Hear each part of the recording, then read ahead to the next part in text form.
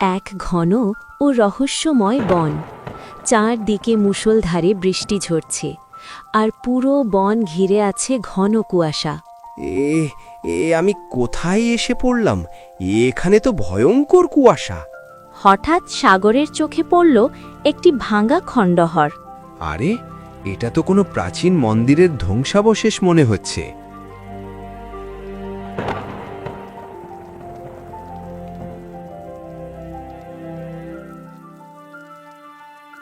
সাগর খণ্ডহরের ভেতরে ঢুকে পড়ল। ভেতরে একটি ভাঙা সুন্দরী নারীর মূর্তি রাখা ছিল। বাপ রে, কি অপূর্ব সুন্দর এক নারীর ভাঙা মূর্তি! মনে হচ্ছে যেন কোনো জীবিত নারীকে পাথর বানিয়ে ফেলা হয়েছে, আর সময়ের সঙ্গে সঙ্গে মূর্তিটাও ভেঙে গেছে। আহা, যদি এখন আমার কাছে কাজের সরঞ্জাম থাকতো, তবে এই অসম্পূর্ণ মূর্তিটা আমি সম্পূর্ণ করে দিতাম। কি যে অসাধারণ লাগতো! হঠাৎ মূর্তির ভেতর থেকে একটি কণ্ঠস্বর ভেসে এলো। আমি সেটাই চাই, আমাকে সম্পূর্ণ করো। শুধু তুমিই পারবে আমাকে পূর্ণ করতে। হে ভগবান, মূর্তি আবার কথা বলছে কিভাবে? তুমি এই পৃথিবীর শ্রেষ্ঠ ভাস্কর, আমাকে পূর্ণ করো, পূর্ণ করো। কিছুক্ষণের মধ্যেই সেই কণ্ঠস্বর পুরো জঙ্গলে প্রতিধ্বনিত হতে লাগল, আর সাগর অজ্ঞান হয়ে মাটিতে লুটিয়ে পড়ল। পরের মুহূর্তেই সাগরের চোখ খুলল। সে দেখল সে নিজের ঘরেই আছে। বাপ রে, কি ভয়ঙ্কর একটা স্বপ্ন ছিল!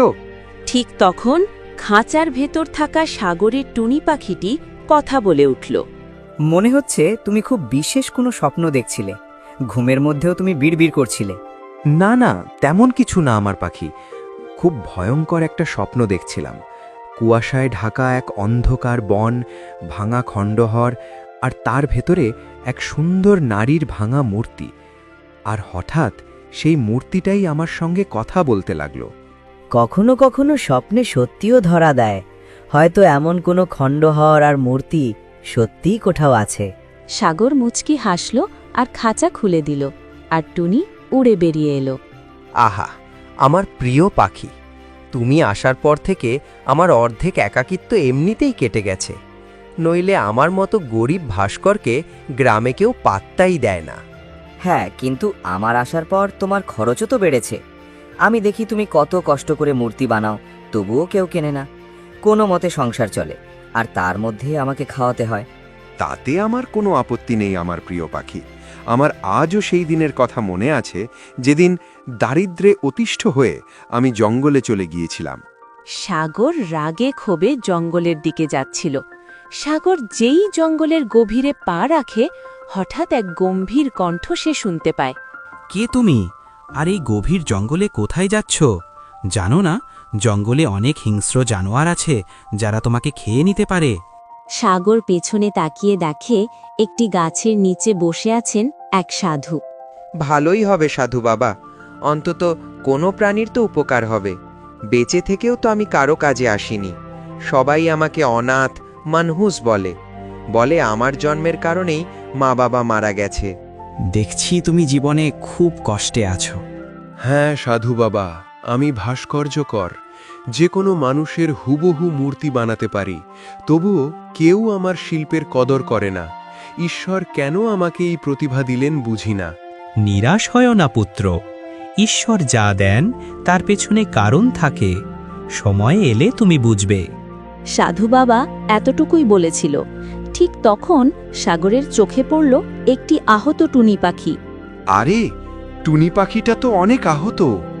আমার তো জঙ্গলে কোনো বন্ধু নেই, সবাই আমায় আক্রমণ করে। কোনো টুনি পাখি আমার সঙ্গে বন্ধুত্ব করে না। কিন্তু আজ থেকে তুমি আমার বন্ধু। তোমাকে আমি বাড়ি নিয়ে যাব, আর গিয়ে চিকিৎসা করব। তখন সাধু রহস্যময় হাসি হেসে বললেন, দেখো, তোমার একাকিত্বের সঙ্গী পেয়ে গেলে।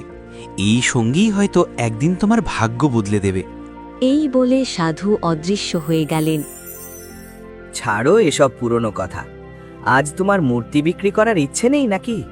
দেখো সময় কিভাবে বেরিয়ে যাচ্ছে, সূর্য মাথার উপরে উঠে গেছে। আরে হ্যাঁ, আমি তো ভুলেই গিয়েছিলাম। তো চলো আমাদের প্রিয় বাজার হরিপুরে। এর কিছুক্ষণ পর সাগর মূর্তিগুলো নেয় আর যেতে লাগে বাজারের দিকে। সাগর বাজারে গিয়ে তার মূর্তিগুলো বিক্রি করার চেষ্টা করছিল। আরে এসো ভাই এসো, সুন্দর সুন্দর মূর্তি নিয়ে যাও। রাজার মূর্তি, রানীর মূর্তি, ঘোড়ার মূর্তি, হাতির মূর্তি, সব রকমের মূর্তি আছে। এসব সুন্দর সুন্দর মূর্তিগুলো নিয়ে যাও। এসো ভাই এসো। কিন্তু কোনো গ্রাহক সাগরের দোকানে মূর্তি কিনতে আসলো না। সাগর সকাল থেকে বিকেল পর্যন্ত ওখানে বসেছিল, কিন্তু তার একটি মূর্তিও বিক্রি হলো না। এখন আমি কি করব টুনি পাখি?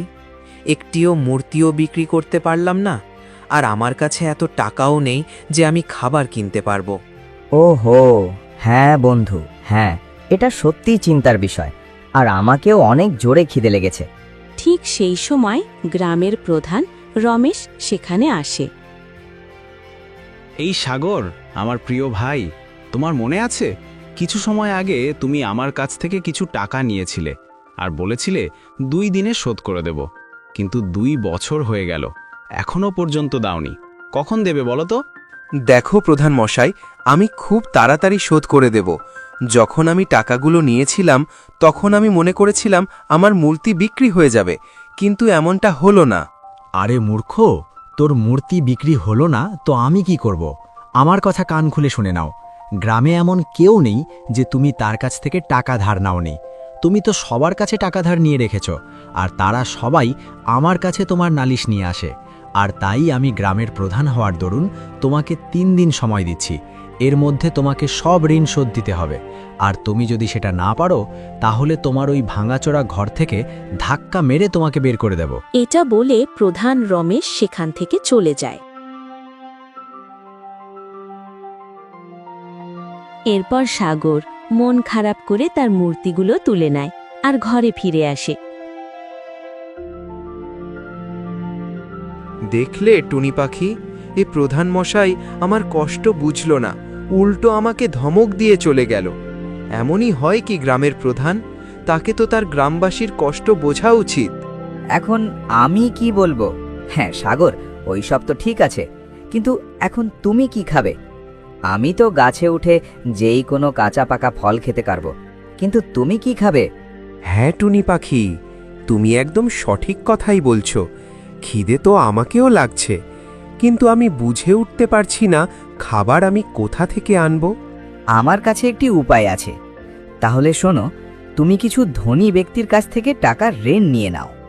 বাহ টুনি পাখি, বাহ, কি কথা বলছো!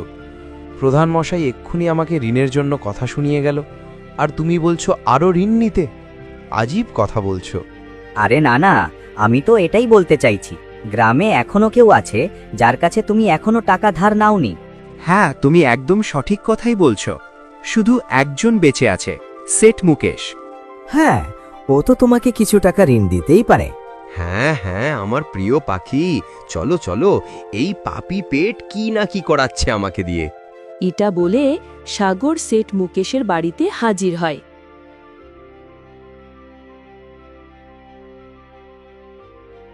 আরে মূর্তিকার, আমার বাড়ির সামনে কি মনে করে?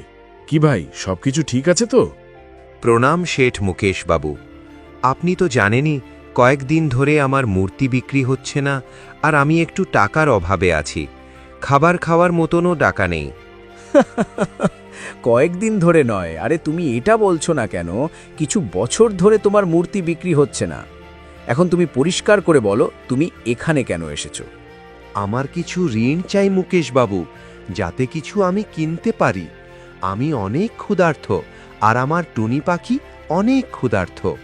হ্যাঁ হ্যাঁ, আমি তোমাকে ঋণ দিয়ে দেব, কিন্তু 3 দিনের মধ্যে ঋণ শোধ দিতে হবে।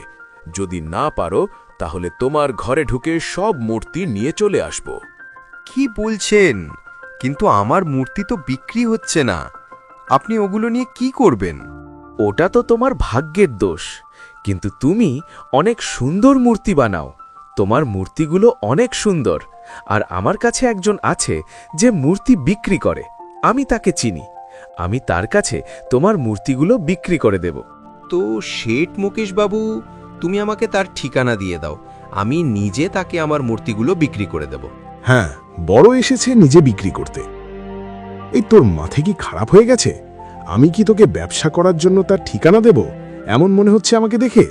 তোমার কান খুলে শুনে নাও, মনে রেখো, কাজ আমি ওটাই করব যেটাতে আমার লাভ হবে। এটা বলে সেঠ মুকেশ সাগরকে কিছু টাকা দেয় আর বলে, এই দিলাম কিছু টাকা, আর মনে রেখো 3 দিন। এখন চলে যাও এখান থেকে।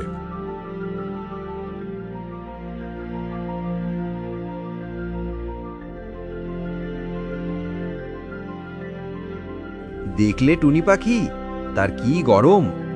ধনী ব্যক্তিরা যদি গরম না দেখায় তাহলে কে দেখাবে বলো?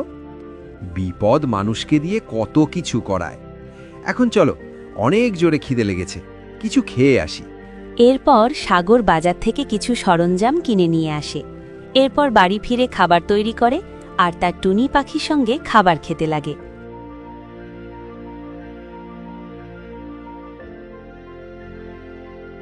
এর কিছুক্ষণ পর ক্লান্ত সাগর ঘুমিয়ে পড়ে।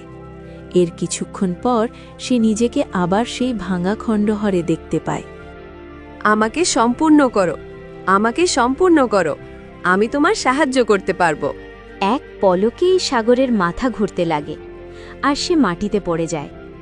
এর কিছুক্ষণ পর যখন সে চোখ খুলল, তখন সে দেখল তার টুনি পাখি অনেক বিচলিত হয়েছিল। আরে, কি হয়েছে টুনি পাখি?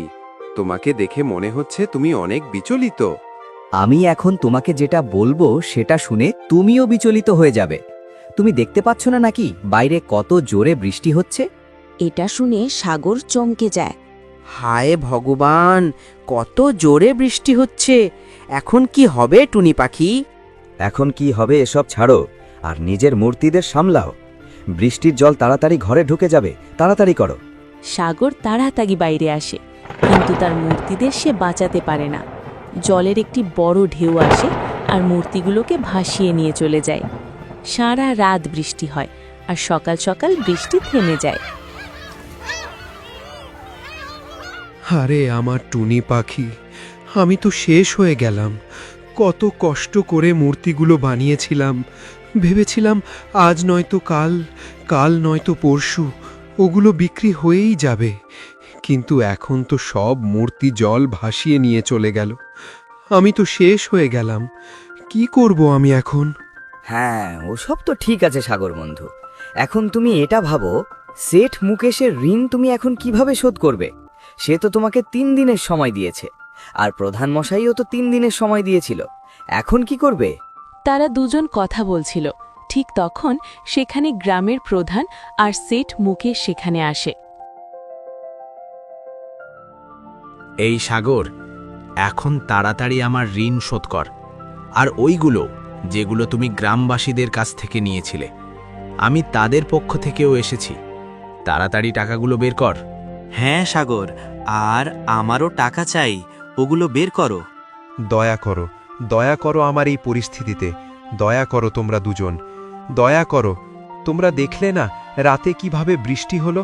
ওই বৃষ্টিতে আমার সব মূর্তি ভেসে চলে গেছে জলে। আমি তোমাদের টাকা দেব না এটা আমি বলিনি, কিন্তু এই সময় আমার কাছে সত্যিই কিছুই নেই। একটু তো দয়া করো তোমরা। কোনো দয়া হবে না। ব্যবসায় কোনো দয়া মোহ মায়া চলে না, এখানে শুধু চলে টাকার মায়া। শুনে নাও সাগর, আমি শুধু আর তোমাকে 2 দিনের সময় দিচ্ছি। এই 2 দিনের মধ্যে তুমি যদি আমার টাকা শোধ করতে না পারো, তাহলে তোমার এই কুঁড়েঘর আমি নিজের দখলে নিয়ে নেব, আর তোমাকে তোমার ঘর থেকে বের করে দেব। এভাবে কিভাবে নিজের দখলে নিয়ে নেবে? গ্রামের আরও অন্যান্যদের কাছ থেকেও সে টাকা নিয়েছে। দখল যদি করতে হয় তাহলে সেটা আমিই করব। কে কার ওপর দখল করবে সেটা তো সময় বলবে। তোমার মতন সেটকে সোজা করার উপায় জানা আছে আমার। মনে রেখো, গ্রামে এমন কেউ নেই যে আমার কাছ থেকে টাকা নেয়নি। আমি হলাম এখানকার রাজা। এটা শুনে সেঠ মুকেশ সাগরের দিকে তাকায় আর শান্ত গলায় বলে, তোমার ঝুপড়ি তো গেল। 2 দিনের মধ্যে তুমি যদি আমার টাকা শোধ না করো, তাহলে গ্রামবাসীদের সামনে তোমাকে এমন মার মারব যে সারা জীবন মনে রাখবে। এটা বলে তারা দুজন সেখান থেকে চলে যায়। তারা সেখান থেকে যেতেই সাগর মাথায় হাত দিয়ে বসে পড়ে। এখন কি হবে টুনি পাখি? এখন গ্রামের প্রধান আর শেঠ মুকেশ কুকুর বিড়ালের মতন ঘুরবে, আর 2 দিনের মধ্যে তুমি যদি তাদের টাকা শোধ না করো তাহলে তারা তোমাকে মেরে ফেলবে। আমি তো বুঝতে পারছি না আমি এখন কি করব।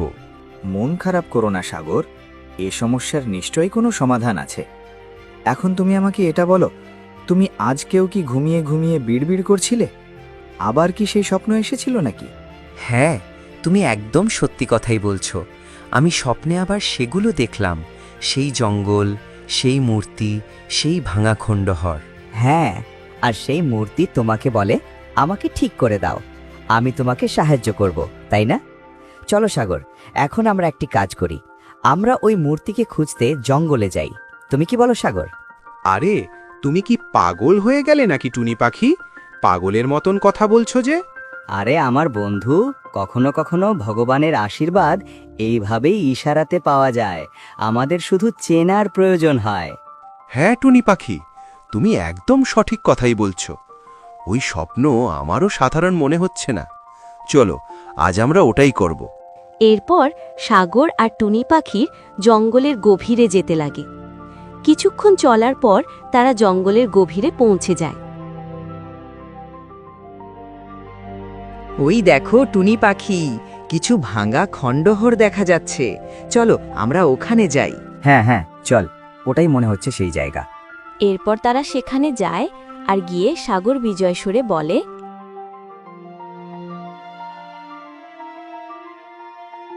টুনি পাখি দেখো, এটাই তো সেই ভাঙা খণ্ডহর, তার মানে মূর্তি এখানেই আছে। চলো আমরা ভিতরে যাই। এটা বলে তারা ভিতরে যায়, কিন্তু ভিতরে গিয়ে দেখে সেখানে কোনো মূর্তি ছিল না। আরে টুনি পাখি, স্বপ্নে তো আমি এই ভাঙা খণ্ডহর দেখতে পেতাম, আর এখানেই তো সেই মূর্তিটা ছিল, কিন্তু এখানে তো কোনো মূর্তি নেই। ঠিক আছে, তাহলে একটি কাজ করো, আমরা যেখানে দাঁড়িয়ে আছি সেখানে মাটি খুঁড়ে দেখো, হয়তো মূর্তিটি মাটির নিচে চাপা পড়ে আছে। এরপর সাগর মাটি ঘুরতে থাকে, আর কিছুক্ষণ পর মাটি থেকে সত্যি মূর্তি বেরিয়ে আসে। আরে টুনি পাখি, এটাই সেই মূর্তি যেটা আমি স্বপ্নে দেখতাম, ঠিক সেই রকম। হ্যাঁ, সাগর বন্ধু মূর্তিটি দেখতে সত্যিই অনেক সুন্দর। এটাকে ঠিক করো, এটা আমাদের ঘরে রাখা উচিত। এই মূর্তিটি দেখতে সত্যিই অনেক সুন্দর, এটা যদি বাজারে বিক্রি করা হয় তো অনেক টাকা পাওয়া যাবে। হ্যাঁ, তুমি একদম সঠিক কথাই বলছো। একবার চেষ্টা তো করতেই পারি, চেষ্টা করতে ক্ষতি কি? এরপর সাগর মূর্তিটি নিয়ে তার ঘরে চলে আসে।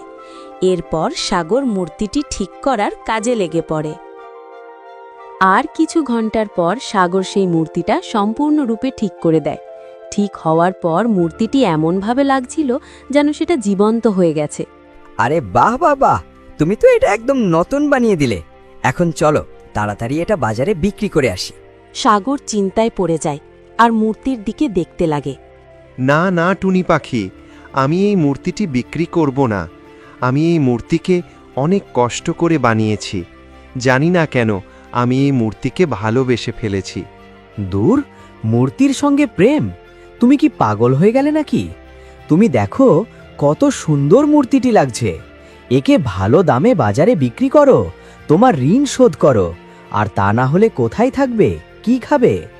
হ্যাঁ, আমি ভেবে নিয়েছি, যাই হয়ে যাক আমি এই মূর্তিটিকে নিজের থেকে কখনোই আলাদা করব না।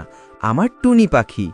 সাগর এতটুকুই বলেছিল কি হঠাৎ মূর্তিটিতে আলো জ্বলতে লাগে, আর একসময় সেই আলোতে মূর্তিটি একটি নারীকে পরিণত হয়।